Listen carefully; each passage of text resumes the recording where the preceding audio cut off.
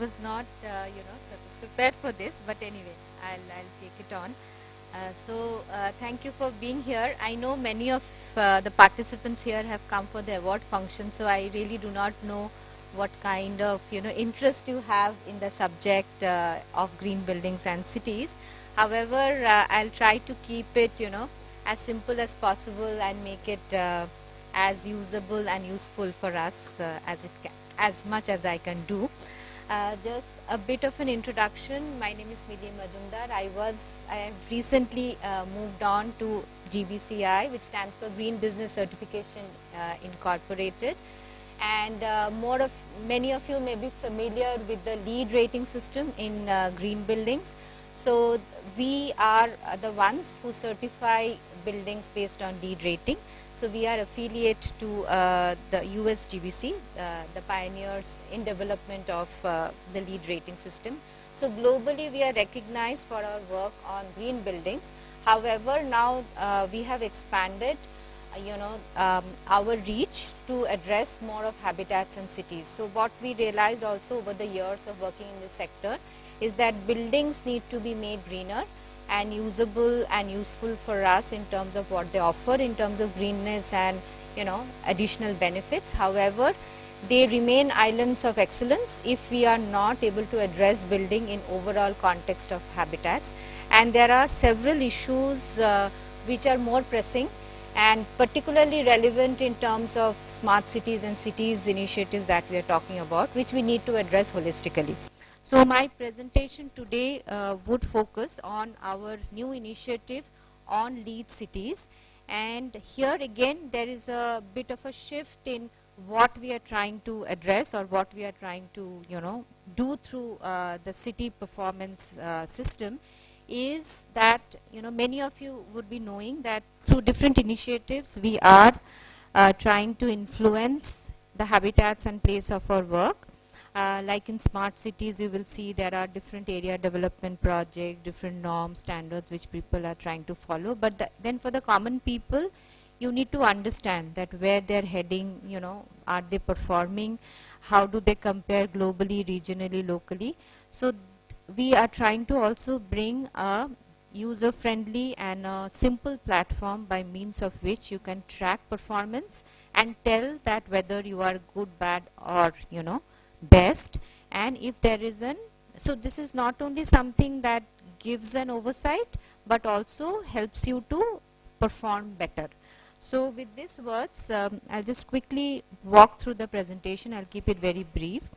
Just to set the context that why we are talking about cities, more and more people globally would be living in urban areas by 2030, and about 60% of the global population will be in urban area, with the developing world housing nearly 80% of this population.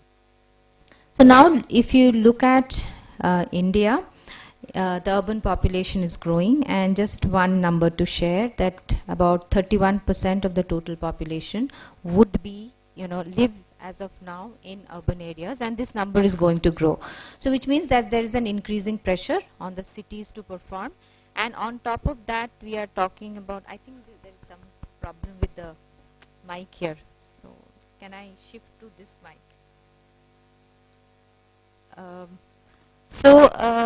We are, if we are talking more and more about smart cities, where the discussion and the dialogue is varied, as Dr. Agnihotria said, it's a elephant. We do not know where, where we are heading and what is the complete shape of it. We tend to give different definition.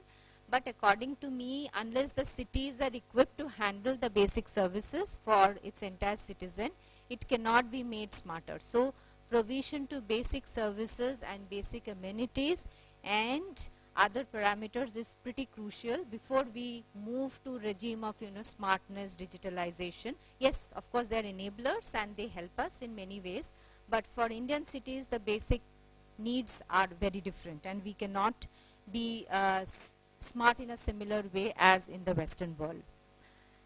So our growth story has to be written on sufficiency, efficiency and resilience. These are very, very critical for us, and it has to be distinctly different. We cannot ape the West to live our dream of smart cities.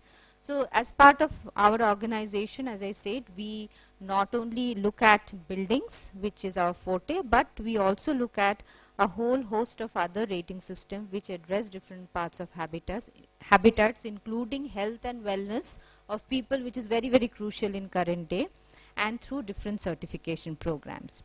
So LEED as a system, it works for all spaces, and we work at global, regional and local level at over 160 countries and about 1.85 million square feet of built environment gets certified per day, and we have about 80,000 buildings that are undergoing LEED certification, and numbers are growing.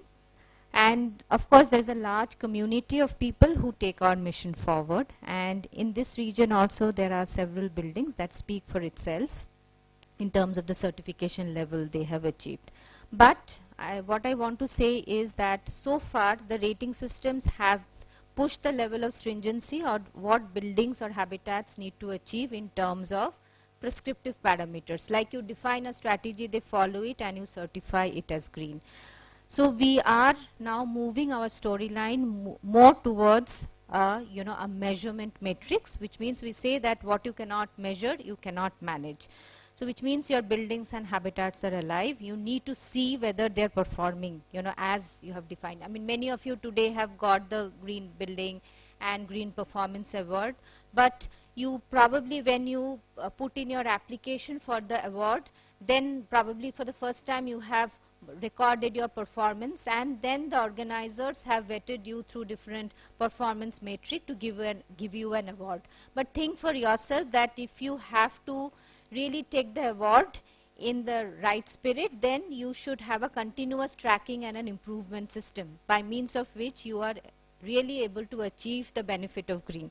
So this is a system that helps you to track ongoing performance, rate for yourself, as well as rate your building globally, regionally and locally to a variety and a database of buildings of similar nature that are performing currently globally. So this concept of dynamic plaque, LEED dynamic plaque, is a ongoing performance tracking system. Now what we are trying to do is, sorry, this system is also moving very slowly. This is not moving the presentation. Okay. So again briefly, the city concept, it embeds all the strategy, and we have recently introduced the concept of city performance tracking system and a performance challenge which we have recently launched in India. So the rationale behind that is that the smart cities, yes, they are trying to achieve again islands of excellence through different measures and different pan city as well as area development projects, but it is important for us to be able to track them and help them to reach their achievable goals, and also tell them where they are with respect to the other cities as well as on a global platform. So our approach is more of a performance driven, livable, competitive, sustainable, resilient and smart cities. And we have introduced this concept of holistic measurement of cities.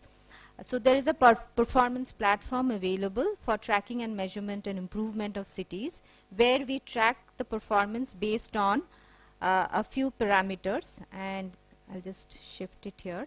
So we take the following data from the city based on their carbon metric, which means the GHG emissions per capita, water consumption, waste generated and diversion from landfill, transportation in terms of the vehicle miles that gets moved, education facility, equitability, because social parameters are also very key tracking points for cities.